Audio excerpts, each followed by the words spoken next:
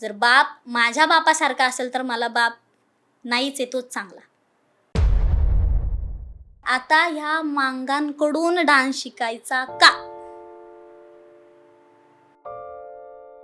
माझी आई जेव्हा तमाशामध्ये वगनाट्यामध्ये काम करायचे ना, विलन रोल करायचे, तुम्हाला मस्करी करत नाही, कोणी पण येऊन तिला शिव्या देऊन जायचं. खरं सांगायला हरकत नाही, कारण की आतापर्यंत ना तुषार मला कधी प्लॅटफॉर्म नाही मिळाला सांगायचं माझ्याबद्दल. खरं सांगायला गेलं तर कला हा वारसा म्हणूनच आहे, माझ्या रक्तातच कला आहे आणि ती शिकण्यासाठी मला बाहेर जावं लागलं असं नाहीये. आणि बऱ्याच लोकांची मला तोंड बंद करायची होती म्हणून मी डान्स क्लास टाकला. अर्ध्या लोकांनी ट्रोल केलं, अर्धी लोक चांगले म्हटले, पण माझं लक्ष चांगले म्हणणाऱ्यावर नव्हतं, जे ट्रोल करतात का त्यांच्यावर होतं. आपण काय माती खातो हे आपल्या घरच्यांना माहिती पाहिजे आणि माहितीच पाहिजे. मला लहानपासून वडिलांचा आधारच नाही, वडील हा काय असतो हे माहितीच नाही. कधीच वडिलाचा हात माझ्या डोक्यावर नाही आला. मला खरंच नाव कमवायचंय यार, नाव मला कमवू देत नाहीये, मला त्याला कमवायचंय.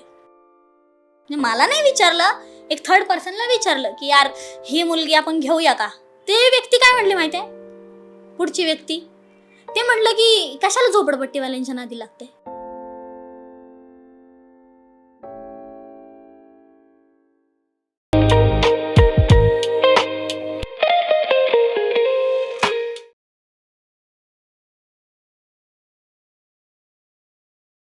नमस्कार, मी तुषार चाचर आणि भाऊच्या कट्ट्यामध्ये तुमचं स्वागत आहे. भाऊचा कट्टा म्हणल्यावरती दरवेळेस नवीन विषय, नवीन चेहरा असतो. तर आज आपल्याकडे आलेले आहेत ऑलराऊंडर मोनिका कांबळे. त्यांचे फॉलोअर्स पण इंस्टाग्रामला चांगले आहेत आणि त्या कोरिओग्राफी करतात, डान्सर आहेत, व्हॉइस ओव्हर करतात. तर आपण भेटू मोनिका मॅडमला. मॅडम, थोडीशी तुमची माहिती द्या. पहिली गोष्ट, तुम्ही माझा इतका छान इंट्रो करून दिलाय त्याबद्दल खूप खूप आभार. नमस्कार, मी मोनिका अनिल कांबळे. आज मी भाऊच्या कट्ट्यामध्ये आले, मला खरंच खूप खूप छान वाटतंय. सिक्रेट सांगायला गेलं तर ह्यांनी मला नाही बोलवलं, मी आलेली आहे म्हणून त्याबद्दल मी पण खूप खुश आहे. तर इंट्रो काही नाही आहे, तुम्ही सांगितलं तेच. मी एक आर्टिस्ट आहे, खरं सांगायला गेलं तर डान्सर आहे, डान्स कोरिओग्राफी पण करते, थोडीशी सिंगिंग करते, शिकले नाही आहे पण तरी सिंगिंग करते आहे, व्हॉइस ओव्हर पण करते आहे आणि सध्या एक बिझनेस रन करते आहे जो आहे माझा डान्स क्लास, त्याचं नाव आहे वोर्टेक्स डान्स अकॅडमी आणि दॅट्स इट. आपल्या प्रेक्षकांना सांगा तुम्ही की तुमची स्टार्टिंग या फील्डमध्ये कशी झालेली आहे किंवा तुमचं बॅकग्राऊंड कसं आहे, काय वगैरे या गोष्टीवरती तुम्ही थोडीशी माहिती द्या. बापरे सर, तुम्ही आले आले एकदम असा मुद्द्याला हात घातलाय असं मला वाटतं. मुद्द्यामध्ये हात घालणं हेच भाऊच्या कट्ट्याची खासियत आहे. ठीक आहे, खरं सांगायला हरकत नाही, कारण की आतापर्यंत ना तुषार मला कधी प्लॅटफॉर्म नाही मिळाला सांगायचं माझ्याबद्दल. कारण की लोक मला सोशल मीडियाला बघतात, असं कॉमेडी व्हिडिओज असतात माझे, लोकांना असं वाटतं अरे यार हिचं कॅरेक्टर असं नाही का, फनी कॅरेक्टर आहे, हिच्या लाईफमध्ये सगळंच भारी आहे, हॅपनिंग चालू आहे सगळं. तर असं खरं तर लहानपणापासूनच मी पाहिलं असं नाही आहे. खरं सांगायला गेलं तर लहानपण मिडल क्लास पण नाही म्हणता येणार, त्याच्याही खाली गेलेलो आहे. ॲक्च्युली माझ्या आईचं बॅकग्राऊंड किंवा आमचं बॅकग्राऊंड जर म्हणाल तर माझी आई सध्या जागरण गोंधळ करते. असं तुम्हाला माहीत असेल, जागरण गोंधळ आपण प्रत्येकाच्या घरात घातलं जातं, तर जागरण गोंधळ माझी आई करते. आणि लहानपणापासूनच आमचा सगळे परिवारामध्ये सगळे तमाशा पण करतात. ॲक्च्युली सध्या पण माझ्या मावशी वगैरे सगळे तमाशामध्ये आहेत. तर मला खरं सांगायला गेलं तर कला हा वारसा म्हणूनच आहे, माझ्या रक्तातच कला आहे आणि ती शिकण्यासाठी मला बाहेर जावं लागलं असं नाहीये. माझ्या आईला मी लहानपणापासून बघते नाचताना. माझी आई अजून सुद्धा, आता माझं वय तर मी सांगणार नाही, सांगायला पण नाही पाहिजे, मी आता एवढी आहे तर माझ्या आईचं वय केवढं असेल, तरी पण माझी आई इतकी डेंजर नाचते का माझ्यासारख्या 5 पोरी तिच्या समोर असल्या ना तरी पण ती त्यांना धुवून खाईल, एवढी डेंजर माझी आई नाचते. तर तिला बघूनच मी शिकले, ते माझ्या रक्तात आहे म्हणून ते असं मला असं वाटतं की तिला बघूनच मला इन्स्पिरेशन आलं आहे. लहानपणापासून आईला पाहते आणि क्लासचं कधी असं डोक्यात नव्हतं बरं का, पण कधीतरी असं वाटलं की जे माझ्यात आहे ना ते कुठेतरी मी कोणाला तरी देऊन गेले पाहिजे पुढे. माझ्याकडून एक व्यक्ती जरी टी व्हीवर आला किंवा त्याच्यामध्ये कला आली, माझ्यासारख्या थोडंफार तरी गोष्टी आल्या, लग्न तर नाही झालं ना, आपण ते बघतो आपल्या मुलीकडे त्या अपेक्षेने बघतो ना, तसं दाजन माझं नाही आहे. म्हटलं की माझा एखादा विद्यार्थिनी तिच्यामध्ये ती कला यावी, तिने काहीतरी माझ्याकडून घेऊन तिचं नाव व्हावं, म्हणून मी क्लास टाकला खरं सांगायला गेले तर. आणि बऱ्याच लोकांची मला तोंड बंद करायची होती म्हणून मी डान्स क्लास टाकला आणि चांगलं चालू आहे सध्या. जसं तुम्ही बोलले की तुमच्या फॅमिलीमधले तमाशामध्येही आहेत आणि तुमच्या आई स्वतः जागरण गोंधळाचे जे कार्यक्रम असतात ते करतात वगैरे, तर मग त्या गोष्टी तुम्ही कंटिन्यू का नाही केलं, की जे म्हणतो आपण वारसाचं जे काम आहे तर ते कंटिन्यू करता न करता तुम्ही इंस्टाग्राम मध्ये कसे वळाले? खरं सांगू, माझी आई जरी लहानपणापासून या क्षेत्रात होती ना, म्हणजे ती मोठी पण नव्हती झाली नीटनाटकी, तिला समजतही नव्हतं, तेव्हापासून तिच्या पायामध्ये चाळ आहे. कसं त्यावेळेस परिस्थिती नव्हती. माझी आजी पण तमाशा कलावंत आहे, माझे आजोबा पण तमाशा, म्हणजे तेव्हापासून आम्हाला तमाशाचा वारसा हक्क आहे.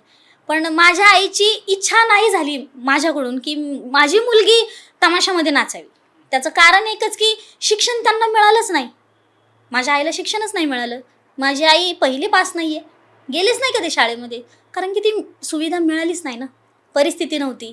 मग त्यांनी तमाशामध्ये ना तुषार खूप घाण दिवस पाहिले, खूपच घाण. म्हणजे आत्ताच्या तमाशामध्ये मला माहिती नाही सध्याची परिस्थिती काय आहे, मी जात नाही आहे जास्त पाहायला, किंवा पाहुण्यांचे वगैरे असेल तर मी जास्त पाहायला जात नाही, कारण की सध्याचं शेड्यूलच असं आहे ना की जायला जमत नाही. पण जेव्हा माझं लहानपण होतं ना, मी पाहायचे माझ्या डोळ्याने. म्हणजे आई ना मला खेळवायची, ठेवायची, मेकअप करायची आणि स्टेजवर जायची नाचायला. तर पाहिलंय त्यांचं स्ट्रगल.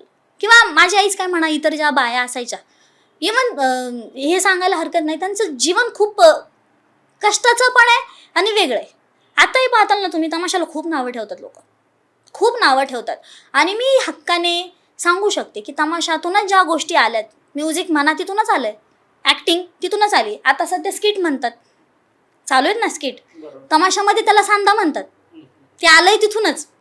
पण ते ॲक्सेप्ट कोणाला करायचं आहे? आता तुम्ही शोज आहेत, रियालिटी शोज आहेत, फॅमिली घेऊन बसतो आपण, त्याच्यामध्ये स्किट बोलता ना तुम्ही, ते सांदा आहे. हां, ते सांदा आहे, ते तिथूनच आलं आहे. पण ते आता ॲक्सेप्ट नाही करायचं आहे, रियालिटी कोणाला फेस नाही करायची आहे. तर मग इवन बाया ज्या असतात ना, त्यांचे लाईफ कठीण, सगळा परिवार ते सोबत घेऊन येणार, लेकरं बाळं त्यांच्यासोबत असणार, ती तिथंच ठेवायची, आवरायचं, स्टेजवर जायचं, नाचायचं, परत यायचं आहे. आणि त्याचं पण दिवसभराचं एवढं कष्ट करून मिळायचं काय, सकाळचे 20 रुपये. खोटं वाटेल तुम्हाला, 20 रुपये मिळायचे सकाळचे, पूर्ण दिवसभराचा खर्च तुम्हाला 20 रुपयामध्ये करायचा आहे. तुम्हाला नाश्ता पण करायचा आहे, तुम्हाला जेवण पण त्याच्यातच करायचं आहे. मग तुम्हाला वाट बघायची तमाशामध्ये संध्याकाळ कधी होणार आणि आचारी जेवण कधी बनवणार, आणि मग तुम्हाला ते लेकरांना घेऊन, आपल्या नवऱ्याला घेऊन, सगळ्यांना घेऊन मग जेवायला जायचं आहे. म्हणजे ही कष्ट आहेत.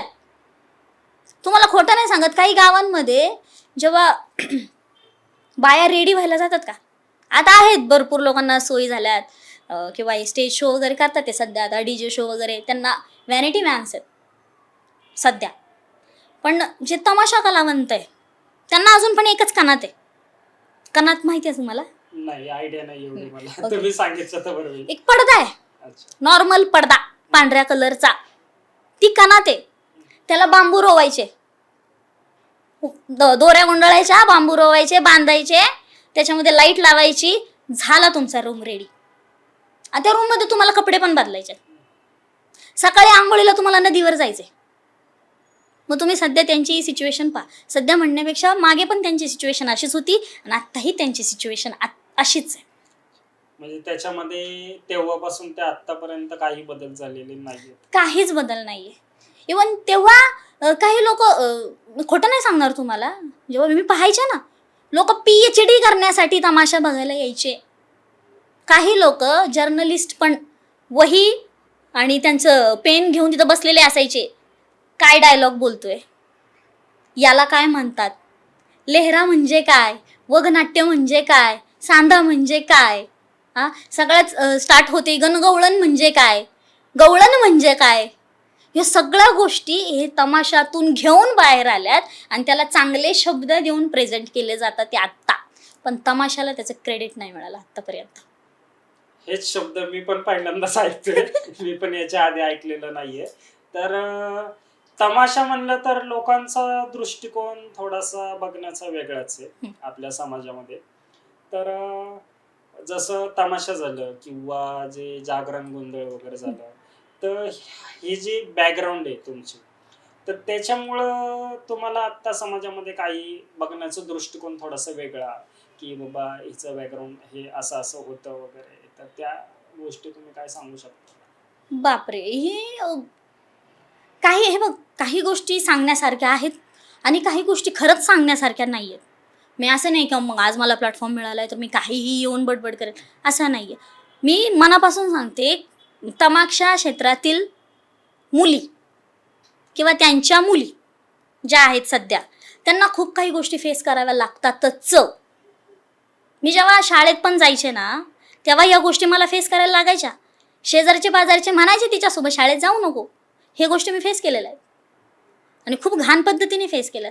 इवन जेव्हा आता हे बघ, माझ्या आईची खूप खरंच इच्छा नव्हती आणि मी तिच्या म्हणण्यानुसार केलंय पण. मी माझं शिक्षण फार्मसी झालंय. हां, म्हणजे माझी आवड जरी या क्षेत्रात होती ना, तरी मी फार्मसी केलं माझं कंप्लीट.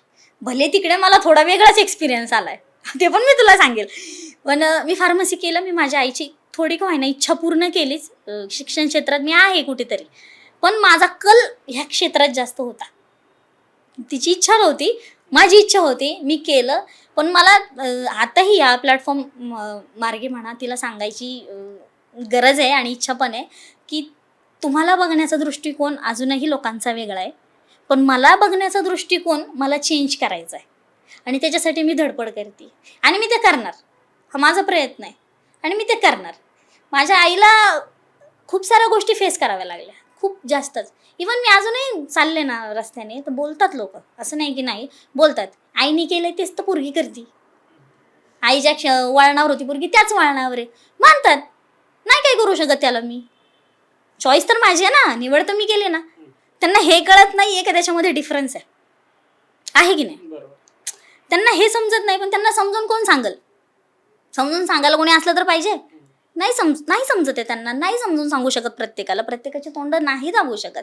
आपल्याला आपल्या मार्गाने चालायचंच आहे. आज माझ्या आईला पण कितीतरी मी नसताना समजा किती लोक नावं ठेवत असतीलच ना, की यार तुम्ही चांगलं शरीर दिलेलं देवाने, तुम्ही दुसरे कामं पण करू शकता. बोलतात ना अजूनही लोक, धुणे भांड्याची कामं करा, हे करा ते करा, कशाला काय गरज होती तमाशात जायची, बोलतात लोक. नाही मिळाला त्यांना ऑप्शन तेव्हा, ती त्यांची चॉईस होती समजा. काहींची मजबुरी असती, त्यांची चॉईस असावी आणि ते गेले. त्याला आपण काही करू शकत नाहीये. माझा तोच पॉईंट आहे. मलाही बाय चॉईस इकडे यायचं होतं. तेव्हा इंस्टाग्राम नव्हतं, ती गोष्ट वेगळी.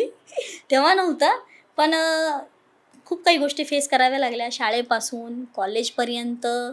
इवन आत्तासुद्धा सांगायला हरकत नाही, मी क्लास चालवते ना, तर काही लोक असं म्हणतात, मी स्पष्ट सांगेल, काही लोक असं म्हणतात, आता ह्या मांगांकडून डान्स शिकायचा का?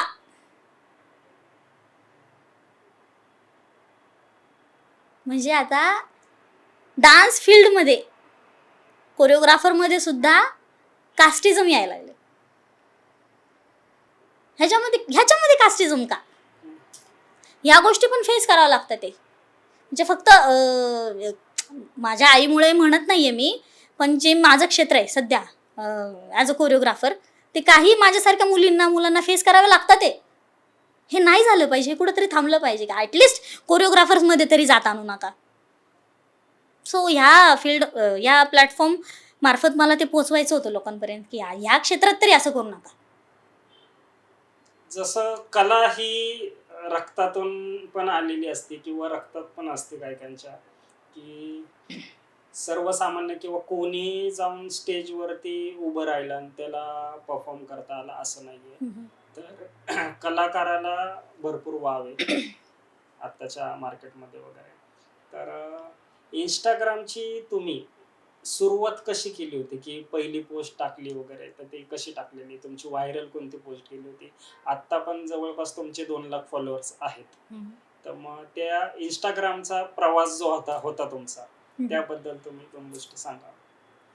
मी जवळजवळ 2014-15 पर्यंत मी हॉस्टेललाच होते, शिक्षण घेत होते फार्मसी, ते पण संगमनेरमध्ये.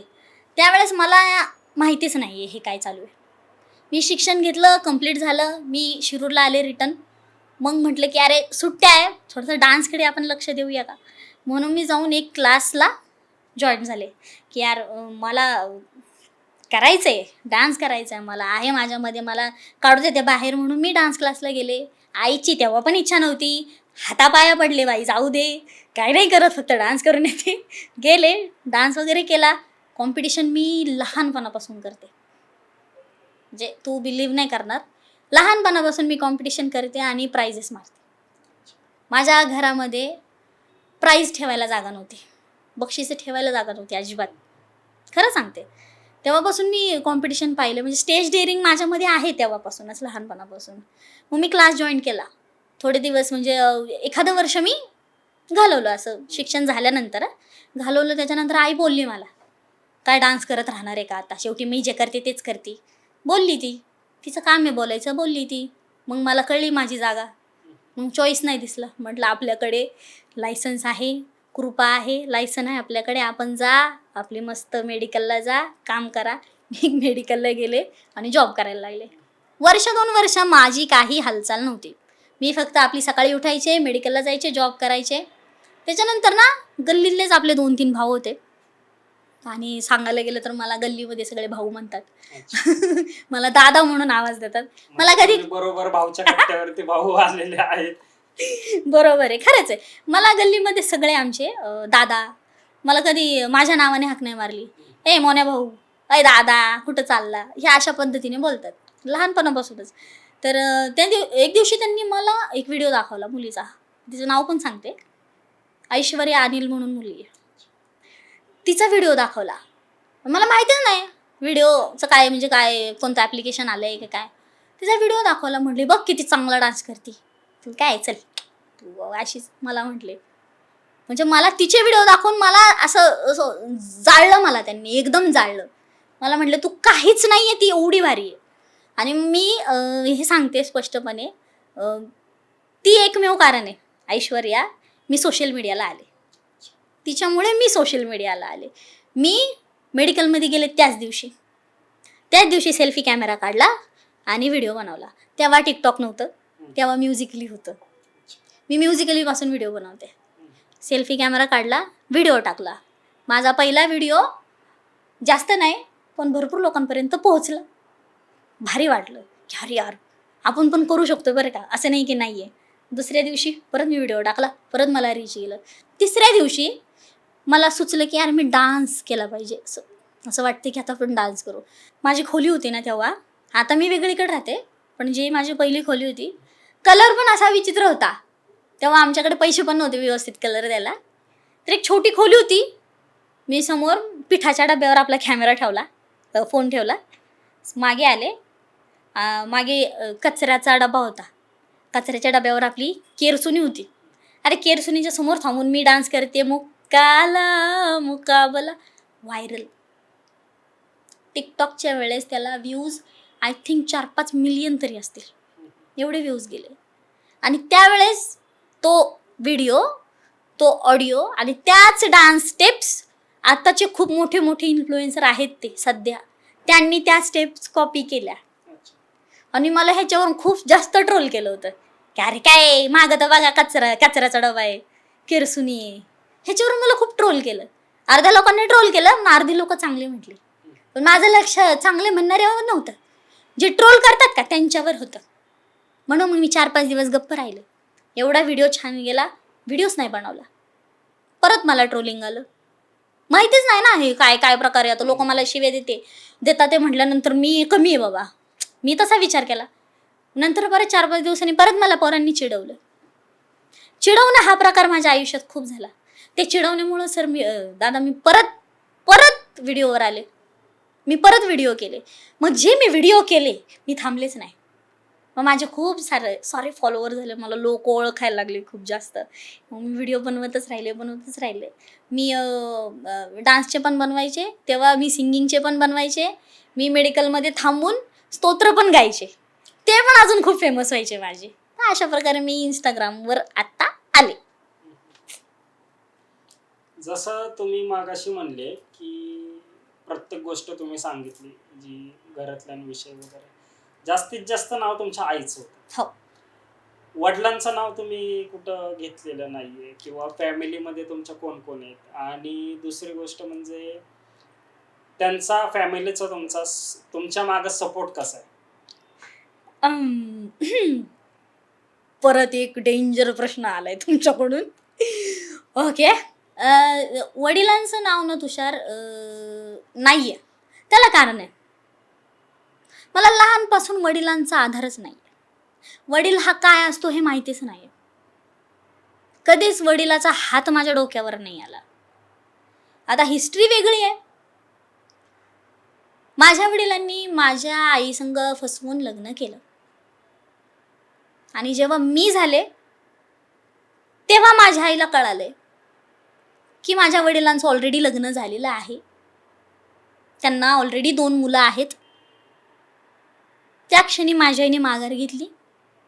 माझ्या आईने त्या व्यक्तीचं कधीच तोंड पाहिलं नाही, ना मला पाहू दिलं, ना त्या व्यक्तीला माझं तोंड पाहू दिलं.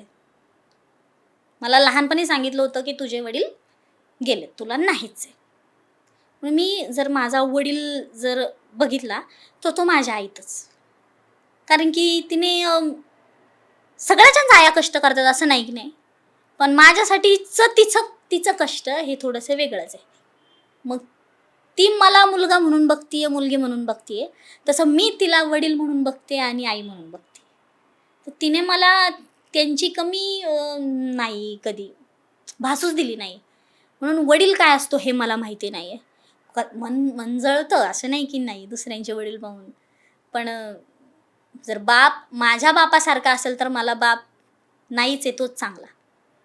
पण आता मध्ये एक रील व्हायरल झाली होती समय रायनाची, की जाऊन आत्ताच आपल्या बापाला आय लव्ह यू बोला, नाही का. ती वेळ कधी निघून जाते सांगता येत नाही. त्यावेळेस थोडंसं वाईट वाटलं की हे यार आपण कोणाला जाऊन आय लव्ह यू बोला, आपल्याला तर नाहीच आहे बाई. तर त्या आहेत गोष्टी, पण आईने माझ्या कधी कमी नाही पडू दिली त्या गोष्टींमध्ये.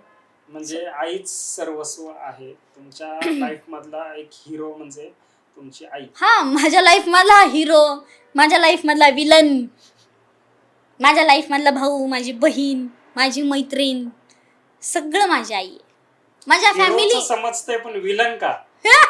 अरे बाबा, माझी आई इतकी डेंजर आहे. माझी आई खूप डेंजर आहे यार. ती लई रिलेट करू शकते. आमची खूप भांडणं होतात. आमचे चहाच्या घोटाला भांडणं होतात, पाण्याच्या घोटाला भांडणं होतात. ती मला समजून घेत नाही, मी तिला समजून घेत नाही, पण आम्ही दुसऱ्या एक मिनिटाला एक होतो. सकाळी भांडणं होतात, संध्याकाळी एकत्र असतो. आमचं असंच आहे. भांडणाचं कारण काय? अच्छा, मी कारण आहे स्वतः. म्हणजे खूप मोठं कारण आहे. मीच कारण आहे. माझ्या लाईफमध्ये दुसरा त्रास द्यायला नाहीच आहे. ती एकमेव मला तिला त्रास देऊ वाटतो. मी तिला बोलणार, ती मला बोलणार, एवढंच आहे लाईफमध्ये. दुसरा कोणीच मेंबर नाही लाईफमध्ये, कोणीच नाही आहे आयुष्यात. बाकीचे फॅमिली मेंबर्स आहेत, पण आम्ही त्यांच्यामध्ये राहत नाही. म्हणजे मला मावस भाऊ असतील, मावस बहिणी असतील, आम्ही त्यांच्यामध्ये राहत नाही. कारण की मला हे नको आहे, माझ्या आईचं कोणाशी पटत नाही आहे, माझ्या आईची कोणासोबत तरी भांडणं आहेत, हे मला नाही पटत. मग आई आणि मी दोघं वेगळा राहतो. कित्येक वर्ष झाले आम्ही दोघे वेगळाच राहतो, आणि भरपूर आहे, दोघे एकमेकांना पुरून उरतो. म्हणजे आम्हाला गरजच नाही कोणाची, दोघांचं एकमेकींच्या डोक्यात दगड टाकू, काही करू, ती आमचं चालून जातं दोघींचं. जे ते नातं आहे ना ते वेगळंच आहे. आणि त्यामुळे मी माझ्या आईला रीलवर आणलं होतं. माझी आई खूप टॅलेंटेड आहे, खूप टॅलेंटेड आहे माझी आई जेव्हा तमाशामध्ये वगनाट्यामध्ये काम करायचे ना, विलन रोल करायचे, तुम्हाला मस्करी करत नाही, कोणी पण येऊन तिला शिव्या देऊन जायचं आणि ते तिला चांगलं वाटायचं. का? एका विलनची पोचपावती आहे की त्याचा येऊन लोकांनी तिरस्कार करावा त्याच्या तोंडावर येऊन तिला शिव्या घातलेल्या आहेत. म्हणजे याचाच अर्थ ती तिच्या कामात 1 नंबर होती. खरंच माझी आई बेस्ट आहे. विलनचा रोलच तसा आहे की लोकांचा दृष्टिकोन म्हणजे तो व्यक्ती चांगला जरी असेल हा. तर त्याला ते कॅरेक्टर तसं करायला लागतं आणि ते कॅरेक्टर मध्ये एवढे आतमध्ये घुसतात की ते पुढच्या लोकांना असं वाटतं की हे यांचं कॅरेक्टर तसंच आहे रिअल लाईफ मध्ये. आईची आणि तुमची भांडणं होतात किंवा तुम्ही या गोष्टी सगळ्या सांगितल्या की तुम्ही फार्मसी वगैरे केलेली आहे, तर लग्नाचा काय विचार किंवा बघणं वगैरे किंवा बाहेर बॉयफ्रेंड वगैरे जो घरी सांगितलं आईला की हा माझा लाईफ पार्टनर असेल किंवा काय? आईची मला ॲक्च्युली फुल परमिशन आहे. ती मला विचारत असते नेहमी, तुला जर कोणी आवडत असेल तर लोकांना नको सांगू, मला सांग, मी करते काय करायचंय ते. आणि मी पण तेवढी बोल्ड आहे की मी जाऊन आईला सांगू शकते की मला अशी अशी व्यक्ती आवडते आणि तू त्याचं माझं लग्न लावून दे. हे पण मी करू शकते. मी सांगायला पाहिजे का? सांगायचं असेल तर सांगू शकता की आहे का नाहीये वगैरे. तुम्ही बोलू शकता. मी पहिल्यांदा बोलतेय ही गोष्ट. मी कमिटेड आहे. मी खूप सिरियस रिलेशनशिपमध्ये आहे. फक्त ते मला रिव्हील नाही करायचं आता सध्या तरी. कारण मला असं वाटतं की बस ना, आता किती मुलाचे रोल करू मी. म्हणजे आईचा तर मी मुलगा झालेच आहे, माझ्या रिअल लाईफमध्ये पण मी मुलगाच आहे. सगळी कामं मुलाचीच करते. मुलगी म्हणून आयुष्यात काही नाही आहे. हां, तर एक तरी मला असं वाटतं की ह्या वेळेस तरी मी मुलीसारखं थोडंसं कंट्रोल करून, असा माझा विचार आहे की त्याने थोडासा पुढाकार होऊन त्याने सांगावं सगळ्यांना. त्याने पुढाकार घ्यावा आणि मी थोडीशी अशी नको, मी आहे पण सांगणार नाही आहे सध्या. असं थोडं तरी. घरी आईंना माहिती आहे का? हो, माझ्या आईला माहिती आहे, माझ्या पूर्ण खानदानाला माहिती आहे, सर्वांना माहिती आहे. कारण की ह्या गोष्टी लपवू पण नाही मला असं वाटतं आणि लपवल्या पण नाही पाहिजे. मुली चुकतात, ह्याच गोष्टीमध्ये चुकतात. आपण काय माती खातो हे आपल्या घरच्यांना माहिती पाहिजे आणि माहितीच पाहिजे. नाहीतर बाहेर माहिती तुम्हाला काय कांड होतात. बरं. हां, काही म्हणजे घरच्यांना माहीत नसती पोरगी जाते पळून, घरच्यांना माहीत नसते पोरगं जाते पळून. घरच्यांना माहिती पाहिजे आपण सिरियस रिलेशनशिपमध्ये आहोत हे घरच्यांना माहितीच पाहिजे. काय ॲक्शन घ्यायची आहे, लग्न करायचं आहे नाही करायचं आहे, जुळवाजुळव करायची आहे नाही करायची आहे, घरच्यांना पाहू देत. तुम्ही तुमचा साथीदार निवडला, तुम्हाला आवडला आहे ना, भले तुम्हाला घरचं माहिती नाही आहे काही, पण निवडला आहे ना, तर तुम्ही आता घरच्यांवर सोपवून द्या, असं मला सांगायचं आहे. जसं तुमचा बॉयफ्रेंड किंवा लाईफ पार्टनर हा निवडलेला आहे म्हणताय तुम्ही, हो. तर तुमची भेट कशी कुठे झाली होती आणि असं काय घडलं की तुम्ही रिलेशन मध्ये आले? अजून पण एक सिक्रेट रिव्हील करते परत, चला. तो माझ्याच फील्डमधला आहे, म्हणजे तो पण डान्स कोरिओग्राफरच आहे. ह्याच दरम्यान आमची, आता मी स्कूलचे इव्हेंट्स पण करते ना, ॲज अ कोरिओग्राफर म्हटलं तर स्कूलचे इव्हेंट्स पण आम्ही करतो आमच्या गावामध्येच. तर तिथेच आमची भेट झाली आणि तिथेच आमचं जमलं. काय शब्द आहे माहिती नाही, जो आठवलाय तो चुकीचा आहे म्हणून तो मला बोलायचं नाही. तर तिथेच जमलं. प्रपोज कोणीच नाही केला ना, त्यांनी सगळं केलं. चालता बोलता सगळं चालता बोलतात. मी बोलले ना, माझ्या लाईफमध्ये मी पोरगी म्हणून नाहीच आहे.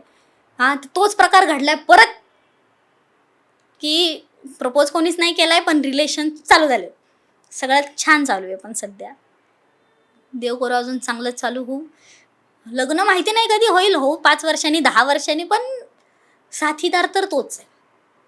पुढचा प्लॅन कसा आहे तुमचा लाईफ मध्ये, की पुढे जाऊन बिझनेस करायचा आहे किंवा काय करायचंय, जॉब करायचा आहे काय, आणि कुठल्या फील्ड मध्ये करायचं नक्की तुम्हाला? जॉब मी केला, म्हणजे मी डेंजर जॉब केला. म्हणजे मी आजारी होते ना, मी माझ्या हाताला IV होतं, तरी पण मी जाऊन आपल्या मेडिकलमध्ये जाऊन गोळ्या देत होते लोकांना.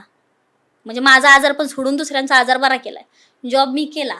आता मला नाही करायचं आहे, मला नाही होणार ते, मला बिझनेस करायचा आहे. म्हणून मग आपण क्लास खोललेला आहे, बिझनेस केलेला आहे.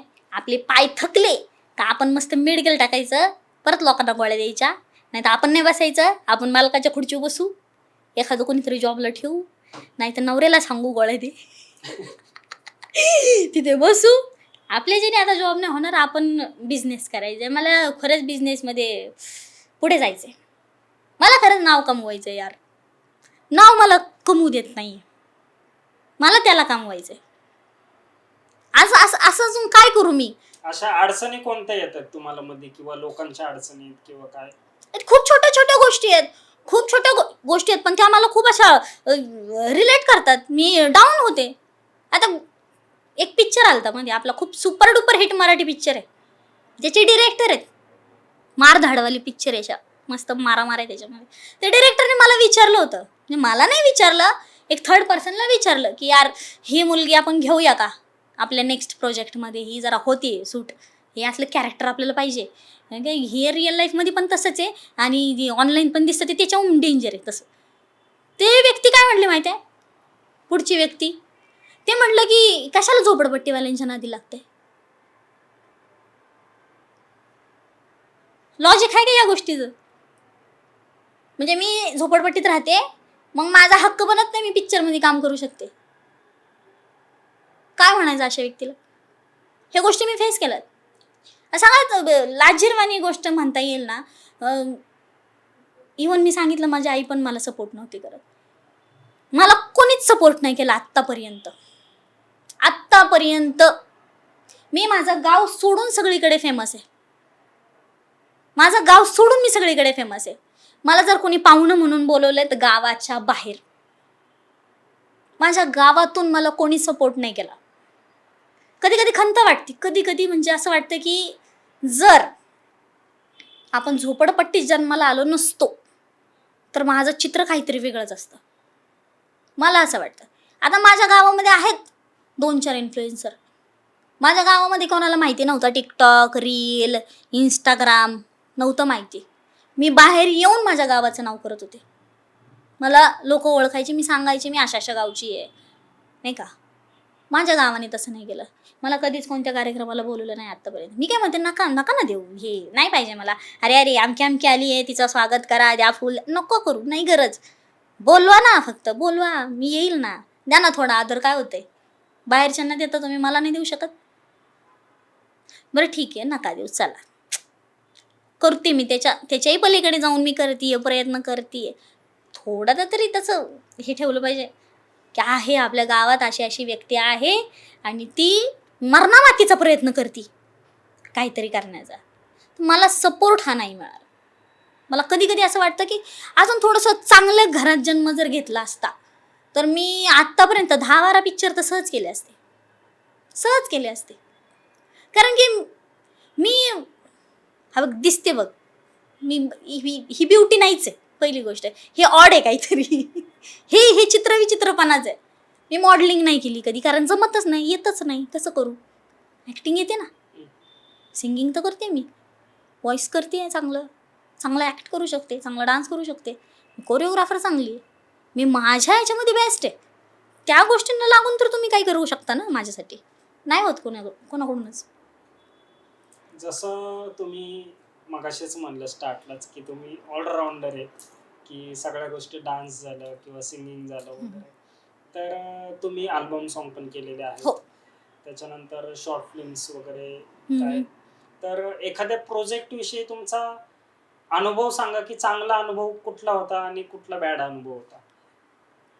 अनुभव माझे खूप आहेत. मी खूप साऱ्या प्रोडक्शन अंडर काम केलं आहे, खूप साऱ्या.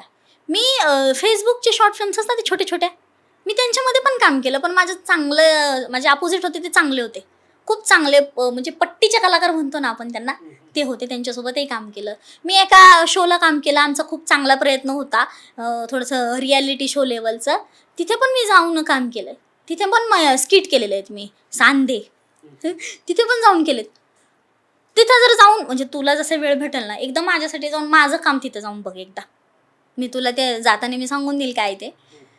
म्हणजे तिथं जर जाऊन बघशील ना, मी एकमेव प्राणी असा, एकमेव, गर्वाने, हक्काने, अभिमानाने सांगू शकते, एकमेव प्राणी असा आहे का प्रत्येक याच्यामध्ये वेगळं वेगळं कॅरेक्टर, वेगळा वेगळा आवाज घेऊन मी माझं पात्र निभावलं. जे कोणी पाहुणे यायचं ना, जे कोणी येत होतं माझ्या कानात, मला हातात हात घेऊन बोलून जायचे, तुझी जागा ही नाही ग, तुझी जागा ही नाही, तू मोठ्या लेवलला जाऊ शकते. का नाही नेते? जर न्यायचं नाही तर बोलता कशाला? बोलणारे पण छोटे मोठे कोणी नसतं, डिरेक्टर्स असतात, म्हणजे पिक्चर येतात त्यांचे, ते बोलतात मला, मी आत्ता पण जेव्हा प्रमोशनला जाते ना, माझ्या अकाउंटला जाऊन बघ, मी भरपूर प्रमोशन केलेले सेलिब्रिटी सोबत. मी 1 टेक व्हिडिओ दिलेत त्यांना. मुलं येऊन तिथं लिहित बसतात स्क्रिप्ट, की अरे असं असं करायचंय, हे माझे डायलॉग असणार, समजून सांगतात पुढच्यांना असं असं. मी नाही सांगत, मी जाते, दादा असा असा विषय आहे, एवढं एवढं करायचं आहे, फक्त गिव्ह अँड टेक करू आपण, काही विषय नाही, होऊन जाईल. एक टेकमध्ये व्हिडिओ झाला माझा. 40 सेकंदचा व्हिडिओ आहे ना, 40 सेकंदातच व्हिडिओ झाला रेडी. दुसऱ्यांदा मी त्यांना म्हणायला चान्सच देत नाही की अरे इथं चुकलंय की काय. मी नाव सुद्धा एक घेऊ शकते, भूषण पाटील म्हणून आहेत. खूप चांगले ॲक्टर आहेत, खूप भारी ॲक्टर आहेत. त्यांचं मूवी आला होता मनमौजी, आणि त्यावेळेस मला त्यांनी बोलवलं. माझा खूप चांगला अनुभव येतो. खूप असं डल वातावरण होतं, खूप सारे इन्फ्लुएन्सर होते, खूप सारे डल वातावरण होतं, काहीच नाही, सगळे असे बसलेले. मी आले, माझ्यासोबत माझे पार्टनर पण होते जे व्हिडिओ काढत होते माझे. मी आले ना, तशी त्या रूमला एनर्जी आली होती. भूषण पाटीलच्या चेहऱ्यावर अशी स्माईल आली होती. ती हिरोईन होती रिया, तिच्या चेहऱ्यावर स्माईल आली होती. ते मला पर्सनली नव्हते ओळखत, त्यांना हे माहीत होतं की अशी क्रिएटर येणार आहे, ती व्हिडिओ काढून जाणार आहे. पण जेव्हा मी गेले आणि मी चालू केला ना, हा माझा आवाज आहे, हाच माझा आवाज आहे, हेच माझं कॅरेक्टर आहे, आणि मी तसा व्हिडिओ बनवत होते. आणि माझं कॅरेक्टर असं होतं की मी त्याच्या मागं ना त्याच्यासाठी, त्याच्या प्रेमासाठी पळतीये. माझ्याकडे एक व्हिडिओ पण आहे, मी अशी त्याच्या मागं अशी करून पळतीये. तर तो 10 वेळा मला पलटून हे म्हणत होती, यार तू कसली भारी आहे यार, अरे तू किती भारी आहे यार, सगळे म्हणत होते. सगळे माझ्या तोंडाकडे अशी बघत होते, हे काहीतरी वेगळाच नमुना आहे. म्हणजे त्या रूमला त्यावेळेस जेव्हा मी आले ना, एक एनर्जी आली. काम कुठे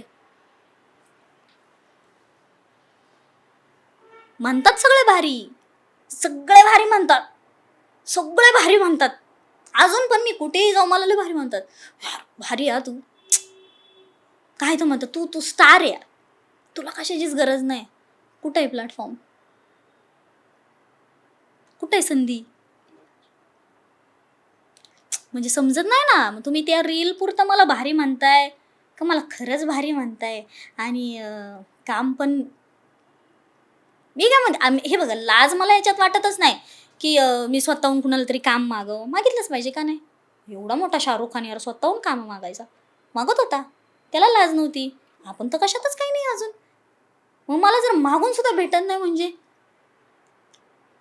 जसं तुम्ही म्हणले की व्हॉइस ओव्हर वगैरे पण करता, प्लस सिंगर पण आहे, तर 2 लाईनी आपल्या प्रेक्षकांना ऐकून दाखवा. आणि व्हॉइस ओव्हर मध्ये पण तुम्ही कुठले कुठले आवाज काढू शकता वगैरे, काय तुम्ही? अरे मी व्हॉइस ओव्हरमध्ये सगळं करू शकते. म्हणजे मी लहान मुलीचा आवाज पण काढू शकते. म्हणजे एकदम अशी सोजवळ नसते का, त्या पद्धतीने मी पण आवाज काढू शकते. तुला काय ऐकायचंय? काही तुम्ही जे ऐकवाल ते ऐकू आपण. तुला मी ह्या आवाज गाणं म्हणून दाखवू का? चालेल. ह्या आवाजात तुला कोणतं गाणं ऐकायचे? म्हणजे छोट्या मुलीचं ऐकायचे की मोठ्या मुलीचं तुमच्या ऐकायचं? आवडीचं एखादं गाणं. आता तरी देव मला पावशील का, सुख झालं म्हणत्यात ती रावशील का. आता याला मस्त ना ॲनिमेशन जोडशील का प्लीज, मला ती तेवढं तरी कर, म्हणजे मला वाटेल की यार माझं ॲनिमेशन काहीतरी झालंय. नाही मी ना असं म्हणजे प्रयत्न खूप सारे करते, मला कधी कधी असं वाटतं की मी खूप लांब आहे म्हणून असं होतंय. अजून एक गोष्ट मला सांगायची राहिली तुला, खरं सांगायला गेलो तर मी ऑडिशन दिलं होतं एका मूवीचं. जेव्हा मी संगमनेरला होते मी ऑडिशन दिलं होतं, त्यांनी मला रिजेक्ट केलं का, मी काळी आहे म्हणून, तोंडावर बोललेले की कलरमुळे नाही तू काळी आहे, कलरमुळे नाही तू काळी आहे. अच्छा, म्हणजे बघा, तुम्हाला मला रिजेक्ट करायचं होतं ना, पण तुम्ही मला का बोलवलं? बरं बोलवलं कशाला माझा 1 तास घेतला, कशाला माझी कला बघितली सांगा बरं. वरून म्हणते तुने मस्त करते रे, भारी करते, पण तू बघ ती बसली ना कोपऱ्यात, ती आपली हिरोईन आहे. मग मला कशाला बोलवलं? मग मी एवढी फुकटी का, माझा टाइम एवढा फुकट आहे का? तेव्हा मी शिक्षण घेत होते, असं नाही की मी फार्मसीला होते तेव्हा. मग कशाला बोलवलं नाही म्हणे, मग त्यांना कळायला पाहिजे कशी ऍक्टिंग. अरे त्यांना ऍक्टिंग कळली पाहिजे पाहिजे म्हणून तुम्ही आमचा टाइम घेता, वरून आम्हाला म्हणता तुम्ही काळे आहे म्हणून तुम्ही रिजेक्ट. वा भाई, घ्या आता. आजकाल चालू आहे का असं पण? कास्टिंग मध्ये तर शक्यतो तर अशा गोष्टी आमच्या तरी बघण्यात वगैरे नाहीये, की एखाद्याच्या कलरमुळे जर अंगामध्ये जर गुण असतील तर आपण जसं की खूप मोठे कलाकार आपले नाना पाटेकर वगैरे, तर ते अशी खूप उदाहरणं आहेत की कलर मॅटर नाही करत. आपल्या अंगातली जी कला आहे ती लोकांना आवडली तर आपण कोणत्याही प्लॅटफॉर्म पर्यंत आपण कुठेही जाऊ शकतो. मला असं वाटतं त्यावेळेचा काळच वेगळा होता, त्यावेळेचं कास्टिंगच वेगळं होतं. पण आता खरंच माझ्यासोबत कास्टिझम पण चालू आहे, माझ्यासोबत हे पण चालू आहे, रेसिझम. माझ्यासोबत झोपडपट्टी बंगालाचा पण विषय चालू आहे. असं सगळं चालू आहे. म्हणजे मी हा रे यार. एखाद्या प्रोजेक्टसाठी कुठली अशी विचित्र गोष्ट म्हणजे जे आपण म्हणतो की ऑफर अशी कोणी दिलेली आहे का, आलेली आहे का, की जसं कॉम्प्रोमाइज वगैरे जे आपण म्हणतो? मला असं वाटतं की ह्या बाबतीत मी जरा जास्त लकी पडले. मला असं वाटतं त्या प्रोड्युसरने पण मला मुलगी म्हणून पाहिलं नाही. मला अशी ऑफर नाही आली. कारण की जर मी बघितलं ना, आणि तू पण बघशील ना, सोशल मीडियाला मला जवळजवळ सगळेजण ताई म्हणतात. कारण की ताई हा शब्द मला शोभतो असं मला वाटतं. ह्याच्या पलीकडे मला क्यूट आहे आणि तुले भारी दिसती किंवा माझी क्रश आहे ही होतच नाही माझ्या बाबतीत. आणि मला ही गोष्ट मी खूप पॉझिटिव्हली घेते. छान वाटतं मला ताई बोलतात ते.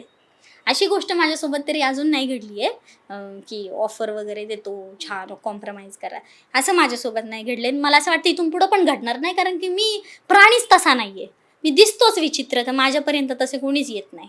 तर ह्या बाबतीत मी थोडीशी लकी पडले. जसं की आपण आता पॉडकास्ट मध्ये बसलेलो आहे, मी थोडा टाइम घालवलेला आहे यांच्याबरोबर, थोडीशी चर्चा वगैरे, की कॅरेक्टर एक डॉन सारखं आहे, दादा भाई.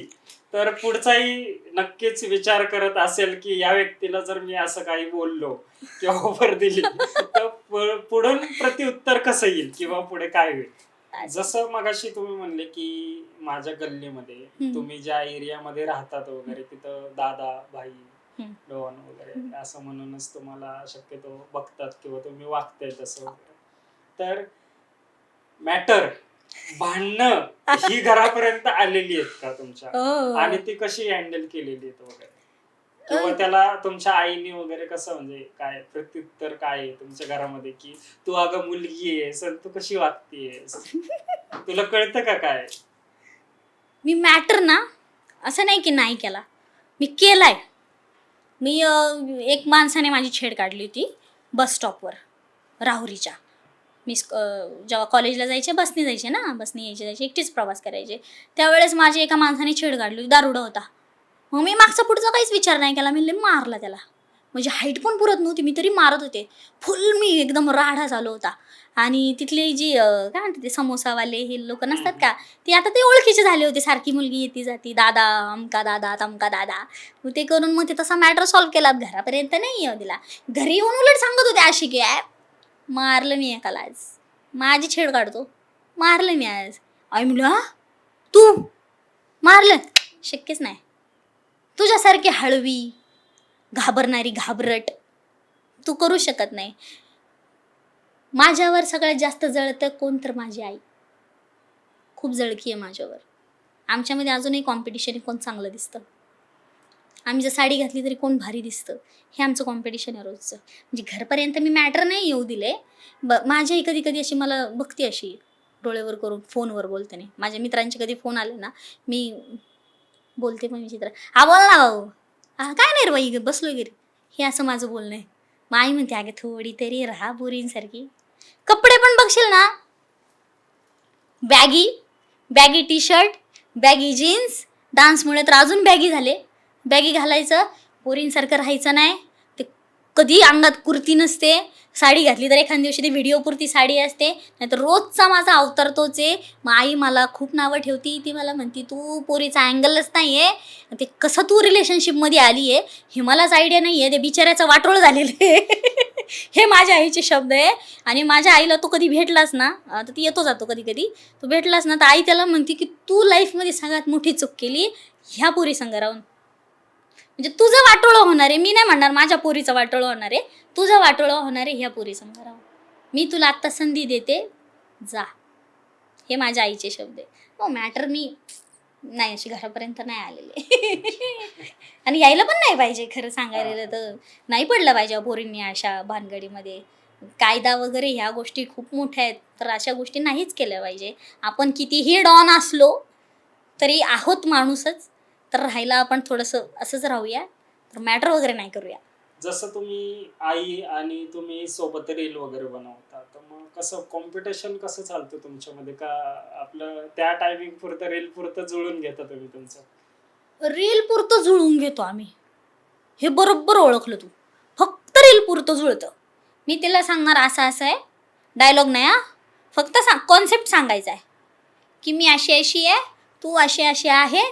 तिचा डायलॉग तीच बोलणार मनाने, माझा डायलॉग मी बोलणार मनाने. आणि ते म्हटलं ना वारसा हक्क, त्याच्यामुळे टायमिंग एकदम भारी होऊन जातं. मी मध्ये एक रॅप केला होता, मी अशीच बसले होते, त्या रॅपमध्ये शिवी होती, लगेच शिवी होती. तर ते शिवीला सोडून मी असे बघितलं ना, आईला बघून म्हणले जेवली का. म्हणजे ती येऊन बरोबर त्या पॉईंटला बसली, मागं तिच्याकडे म्हणलं जेवली का, एवढंच बोलले. तो रॅप होता संभाटाचा. संभाटा ज्यांचं नाव घेतो नयन भाऊ, त्या नयन भाऊनी मला फोन केला, सॉरी कमेंट केली की अरे मस्त आहे, मस्त टायमिंग आहे तुझा. तर भरपूर लोक ॲप्रिशिएट पण करतात. तर आम्ही रील पुरतं जुळवून घेतो, हे खरं आहे. आमचे खूप भांडणं होतात रील पुरते, आम्ही ठीक आहे. जसं लहान मुलाचा आवाज तुम्ही आता ऐकून दाखवला मला, लहान मुलीचा, तर असं कोणाची खेचली आहे का कॉल करून तुम्ही लहान मुलाचा आवाज? हो, अरे माझं फेवरेट काम आहे ते. फोन करायचा आणि खेचायची, एक नंबर मज्जा येते याच्यामध्ये, करायला पाहिजे. दुसरं काय, करा, फोन करा, खेचा, आवाज घ्या, येतो मला, मी करते तसं. मी भरपूर मित्रांना केलंय तसं आणि त्यांना पण आवडतं. पुढे जाऊन असं कुठला तुमचा म्हणजे एखादी हिरो, एखादी हिरोईन किंवा सिंगर की मला त्यांच्यासारखं बनायचंय, असं कोण आहे का?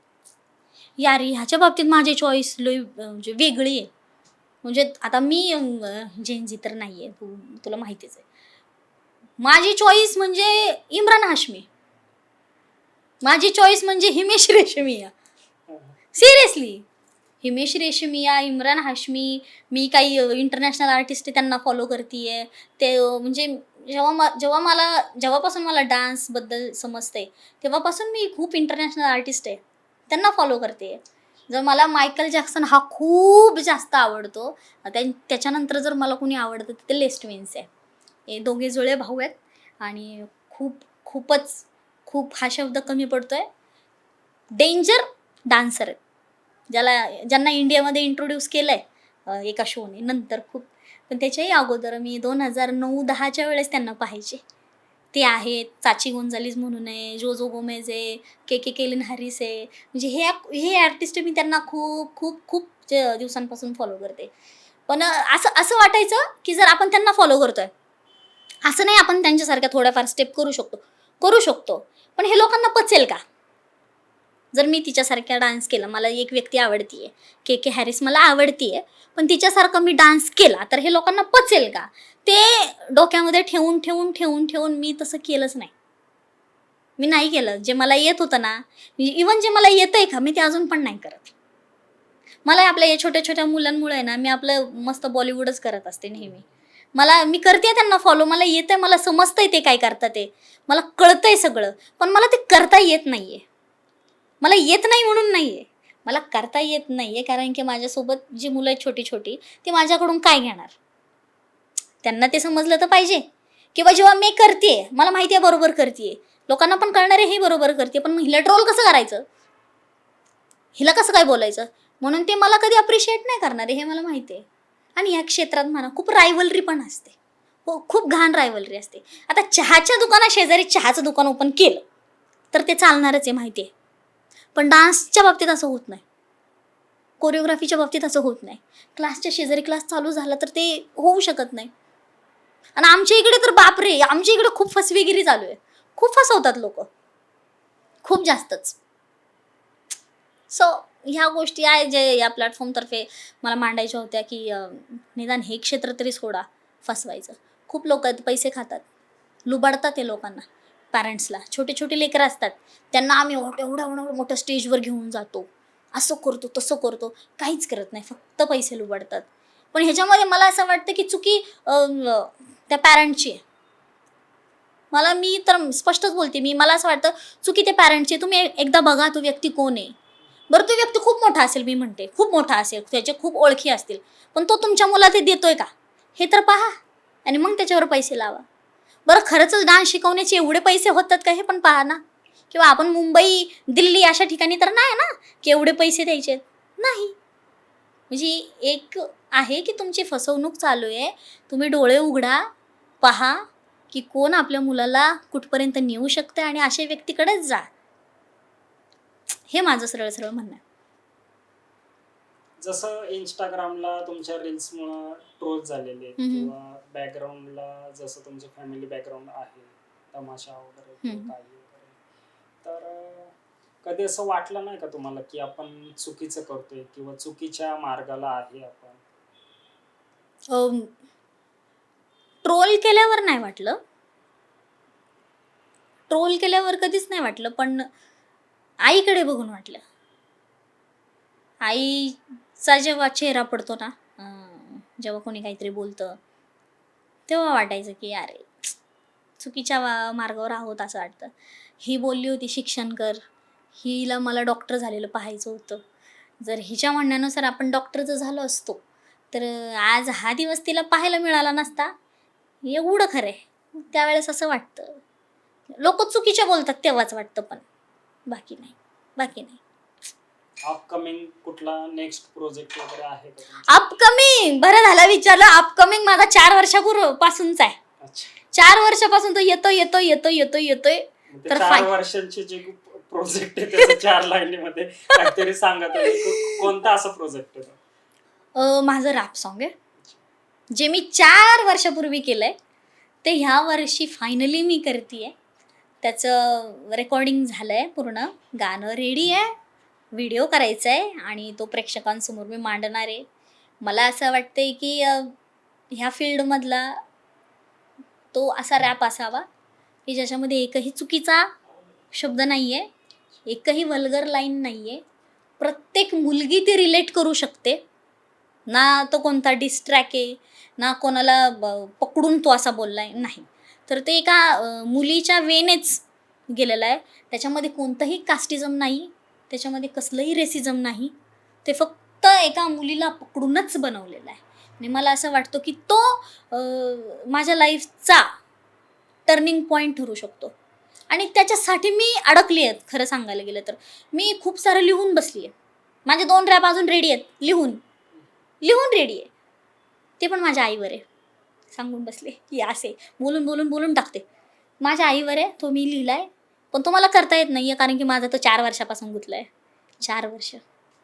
4 वर्ष झालं मी एका प्रोजेक्टची वाट बघते, विचार करतो. किती सारं पेशन्स असेल माझ्यामध्ये. माझ्यासारखा डॉन पेशन्स धरून बसलाय 4 वर्षापासून. तर मोनिका मॅडमचा आपण 4 स्वप्नांपैकी 4 वर्षापासून अडकलेल्या प्रोजेक्टच्या 4 लाईनी आपण त्यांना म्हणायला लावूयात. आत्ता हो, प्लॅटफॉर्म आपल्या भाऊच्या कट्ट्यावरती तुम्ही आलेले आहात आणि आपल्या प्रेक्षकांना 4 लाईनी तुम्ही म्हणून दाखवल्याच पाहिजे. ओके. मी पहिल्याच 4 ओळी तुला सांगते फक्त. हां, चोरलं कोणी मग काय करायचं? कॉपीराइट पण नाही लावू शकत मी, आला पण नाही माझं गाणं. बरोबर. हा का नाही. मी 4च लाईन तुला सांगू शकते पहिल्याच. आपला ओरिजिनल कंटेंट, आपला ओरिजिनल चॅनल हा. भाऊचा कट्टा, हा, त्याच्यामुळे तुम्ही 4 माझा जर लाईन कुणी वापरली, मी 4 वर्ष झाले वाट बघतीये. मी आई शपथ सांगते, मी काही करीन बरं का भाऊ, सांग. मी रडन. प्लीज कुणीच नका वापरू. हे आमचे शब्द आहे ओरिजिनल. सो हे असे आहेत की बाईचा जन्म माझा, बाई माझी जात, आयुष्यभर राबले तरी मोकळे माझे हात. जन्म झाला पोरीचा, केलं तोंड वाकडं, काय कळलं देवाला रे कुणी घातलं साकडं. बस ह्याच्या पुढं नको म्हणायला लावू. नक्कीच 2 लाईन मध्येच आपल्याला सगळं समजलेलं बाईचा आहे. जन्म मला दाखवायचा आहे. आमच्या रायटरने छान लिहिलंय. आमचे कबीर शाक्य दादा आहेत ज्यांचं ऑफ बीट प्रोडक्शन आहे, खूप छान प्रोडक्शन आहे. तर त्यांच्या अंडर हा प्रोजेक्ट आहे आणि तो लवकरच येणार आहे आणि तो बँगरच ठरेल असं मला वाटतं. आणि भाऊचा कट्टा पण मला सपोर्ट करेल मला असं वाटतं. आणि येणाऱ्या प्रोजेक्टमध्ये भाऊचा कट्टा पण मला घेईल मला असं वाटतंय. स्वतःच्या तोंडाने स्वतःचं प्रमोशन करते मी, बघ माझ्यावर काय दिवस आले. तर मोनिका मॅडमला आपण पुढच्या वाटचालींसाठी आमच्या भाऊच्या कट्ट्याच्या टीमकडून वगैरे सगळ्यांकडून आपल्या प्रेक्षकांकडून वगैरे तुमच्या पुढच्या वाटचालीस नक्कीच शुभेच्छा देत आहे की तुम्ही खूप पुढे जावात वगैरे. आणि जे तुम्ही म्हणताय छोटं घर असं झोपडी वगैरे, तर पुढे जाऊन तुम्हीही भरपूर कमावताना वगैरे आमची अशी इच्छा आहे. तर भाऊच्या कट्ट्यावरती येऊन तुम्हाला कसं वाटलं? मी म्हटलं ना तुला, पहिलेच म्हटलं, मी खरंच मला कधीच प्लॅटफॉर्म नाही मिळाला. आणि मी तुझी, चांगला शब्द वापरते मी, तुझी ऋणी असेल की तू मला हा चान्स दिलाय, ही संधी दिली मला बोलायची आणि मी मनमोकळेपणाने तुझ्याशी बोलू शकले. हे प्रत्येक ठिकाणी घडत नाही, कारण की माझ्यासारखी पोरगी नाही मोकळी होत कुठेच, बोलत नाही, ते सगळं मनामध्ये धरून असते. इवन जो माझा लाईफ पार्टनर आहे तो पण म्हणतो की बोलत जा, मन मोकळं कर. हे मी कधीच करत नाही. सध्याचं सिच्युएशन अशी, मी खूप हळवी झाले. मला बोलायला लागलं की असं मला रडायला येते. मला कोणी इमोशनल रील दाखवली तरी मी रडण ढसाडस, हसते अशी, आणि असे असे असे अश्रू येत असतात. हे सध्याची सिच्युएशन अशी आहे. तर तुझ्यामुळं मला ही संधी मिळाली बोलायची. आज मी माझ्या आईला जे शब्द बोलू शकत नव्हते की बाई तू माझ्यासाठी काय आहे, तर ते पण तुझ्या प्लॅटफॉर्मतर्फे मला बोलता आले. आणि काही प्रॉब्लेम्स आहे as a dancer, as a choreographer, ते पण मला मांडता आले. ॲज अन आर्टिस्ट काय प्रॉब्लेम आहे तेही मला मांडता आले. माझं काय छोटं मोठं टॅलेंट असेल त्याबद्दलही मला बोलता आले. आणि ही संधी मला फक्त तुझ्यामुळे मिळाली आहे, तुझ्या प्रोडक्शनतर्फे मिळाली आहे. तर मी मनापासून तुझे खूप खूप आभार मानते. Thank you so much. आणि तर जसं भाऊचा कट्टा हा प्लॅटफॉर्म आपला त्यासाठीच आहे की सर्वांनी येऊन आपलं मन मोकळं करावं.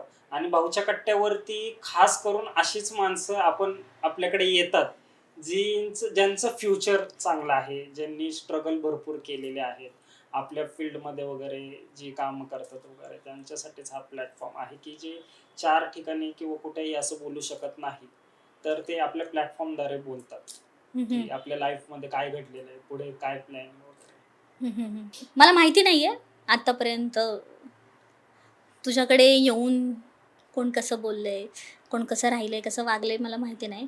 पण मी पहिल्यांदा आले, माझ्या लाईफचं पहिलं पॉडकास्ट आहे. मे बी लास्ट पण असू शकतो, काही सांगता येत नाही. पण माझ्याकडून तुझ्यासाठी एक छोटीशी भेट. मॅडमने माझ्यासाठी भाऊच्या कट्ट्यावरती भाऊसाठी एक गिफ्ट आणलेलं आहे, तर ते मी घेत आहे. तू ओपन जरी करून दाखवलं तरी मला हरकत नाहीये. नक्कीच मी ओपन करणार आहे, कारण की भाऊच्या कट्ट्यावरती पहिलं गिफ्ट आलेलं आहे माझ्यासाठी.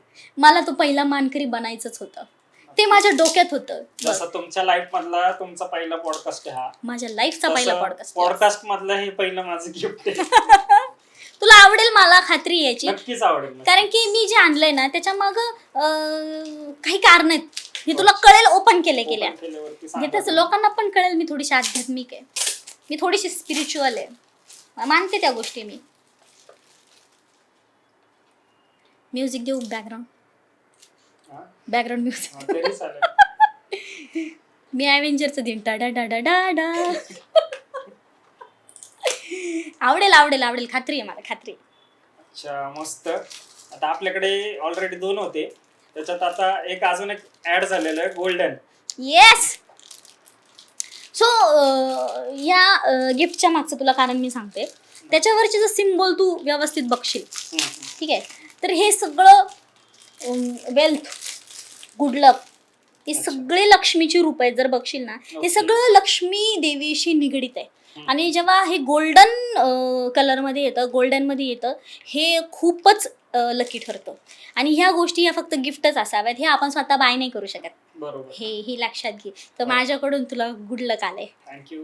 मला असं वाटतं तू, माझं गुड लक आता आजपासून चालू झालेलं आहे वाटतं. येस, राशीमध्ये तर माझं राजयोग तर चालूच आहे, आता गुड लक माझं चालू झालेलं आहे. तर मॅडम, तुम्हाला भेटून खूप छान वाटलं. तुम्ही तुमचं मन मोकळं केलं. जसं मी आज माझं मन मोकळं करायला म्हणा, माझे काही प्रॉब्लेम्स म्हणा किंवा मोनिका अनिल कांबळे काय आहे, ती कशी होती आणि ती सध्या काय आहे, हे दाखवण्यासाठी जर मला प्लॅटफॉर्म मिळाला असेल तर तो फक्त भाऊचा कट्टा होता. तर ह्या चॅनलला जो तुम्ही जायचं आहे, लवकरात लवकर जाऊन तिथं सबस्क्राईब करायचं आहे. तुम्हाला काय वाटलं माझ्याबद्दल ऐकून किंवा भाऊबद्दल जर तुम्हाला काही वाटत असेल तर जाऊन कमेंटमध्ये लिहायचं आहे आणि जाऊन चॅनलला सबस्क्राईब करायचं आहे. बेल आयकॉन पण तुम्हाला प्रेस करायची. वाव, किती सारी प्रॅक्टिस आहे मला. बेल आयकॉन पण प्रेस करायची आहे. पुढच्या अपडेट्स जाणून घ्यायच्या असेल तर बेल आयकॉन गरजेचं आहे. आणि येस, सबस्क्राईब करा. भाऊ खूप चांगलं काम करतोय. तुषार खूप चांगलं काम करतोय. त्याच्या पुढच्या कामासाठी जर तुम्हाला वाव द्यायचा असेल, प्रतिसाद द्यायचा असेल तर प्लीज सबस्क्राईब करा. माझ्याबद्दल तुम्हाला आता काय बोलायचं असेल त्याच्याबद्दल पण कमेंट करा. ट्रोल केलं आहे खूप जणांनी, आता तुम्ही करू नका. जाऊन चॅनलला सबस्क्राईब करा. Thank you so much.